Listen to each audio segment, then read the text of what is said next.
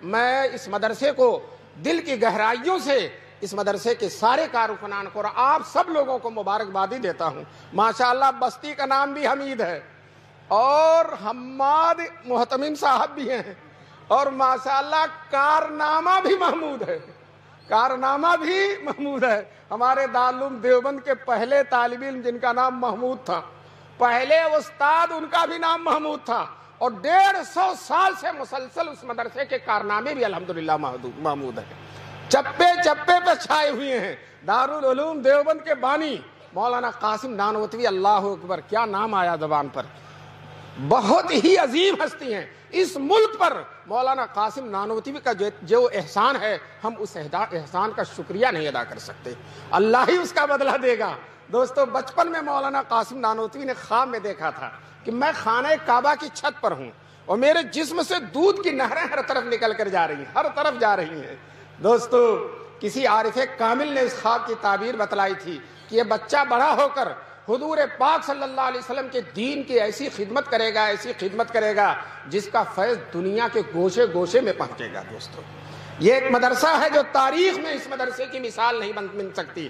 جس طرح سے حضور کا مدرسہ صفہ نبوی، اسی کی ایک کرن آ کر دیوبند میں چمک گئی اور دارالعلوم دیوبند بن گیا اور پورے عالم میں اس کا فائدہ ہے۔ حرم کے امام تشریف لائے تھے دارالعلوم دیوبند میں اور انہوں نے اپنی تقریر میں کہا میں دنیا کے ہر ملک میں گیا، امام حرم ہونے کے واسطے سے مجھے ہر ملک میں لوگ بلاتے ہیں، اور میں جہاں گیا دارالعلوم دیوبند کا فیض سورج اور چاند کی طرح چمکتا ہوا نظر ہے۔ پوری دنیا کے چپے چپے میں کوئی جگہ ایسی نہیں ہے۔ ابھی ہم دارالعلوم کے بہت بڑے محدث ہیں حضرت مولانا نعمت اللہ صاحب، اللہ ان کی عمر میں برکت نصیب فرمائے، ان کے ساتھ ہم فیجی گئے تھے۔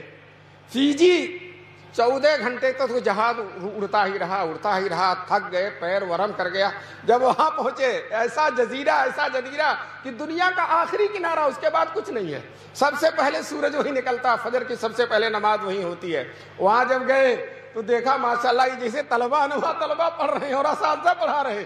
ہم نے ان استاذوں سے پوچھا کہاں کے فارغ ہیں؟ کہنے لگے دارالعلوم دیوبند کے۔ کہتے ہیں اڑائے کچھ ورق نرگس نے، اڑائے کچھ ورق نرگس نے، کچھ لالے نے کچھ گل نے، اڑائے کچھ ورق نرگس نے، کچھ لالے نے کچھ گل نے، چمن میں ہر طرف بکھری ہوئی ہے داستاں میری۔ دوستو ہر طرف الحمدللہ یہ مدرسہ بھی آپ کے دارالعلوم دیوبند کا فیض ہے، اور چپے چپے پر اتنے مدرسے ہیں کہ آپ گن نہیں کر سکتے۔ دوستو انگریزوں نے، آج کل کیا حالات ہیں؟ کچھ بھی نہیں ہے، بھی کل صحیح ہو جائیں گے انشاءاللہ، کوئی حالات ہی نہیں ہے۔ اس وقت تو کتنے خطرناک حالات تھے، مولویوں کا چلنا دشوار تھا، اور کوئی کرتا پاجامہ اگر پہن لیتا تو اس کو مولوی کہہ دیا جاتا، اس کو پھانسی پر چڑھا دیا جاتا تھا۔ دوستو یہ صورت ہے۔ دلی میں 1000 مدرسے تھے، سارے مدرسوں کو ختم کر دیا گیا، اور عجیب صورتحال تھی۔ بڑی بڑی مسجدیں دلی میں جو ہے، ایک شاہجہانی مسجد تھی، شاہجہانی مسجد تو ہے، ایک اکبری مسجد تھی، بالکل جامع مسجد کے سامنے بہت بڑی مسجد تھی، اور اس میں شاہ اسحاق نے درس دیا تھا، شاہ عبد القادر نے درس دیا تھا، بڑے بڑے علماء، اور اسی مسجد سے مولانا اسماعیل شہید پیدا ہوئے تھے، مولانا سید احمد شہید بڑے بڑے علماء پیدا ہوئے تھے۔ انگریزوں نے کہا یہ بڑی خطرناک مسجد ہے، اگر یہ مسجد رہی تو یہاں سے کوئی پیدا ہو جائے گا جو ہم کو رخصت کر دے گا۔ چنانچہ انگریزوں نے اس مسجد کو توڑ کر جڑ سے بنیاد سے پھینک دیا، اس مسجد کو ختم کر دیا کہ نہ یہ مسجد رہے گی، نہ یہ بڑے بڑے علماء پیدا ہوں گے، اور نہ ہم کو ہندوستان سے جانا پڑے گا۔ لیکن انگریزوں کو کیا خبر کہ اسی مسجد کے فیض یافتہ دلی سے دیوبند منتقل ہو جائیں گے، اور پھر دیوبند کا مدرسہ قائم کر کے انگریزوں کو نیست و نابود کر دیں گے۔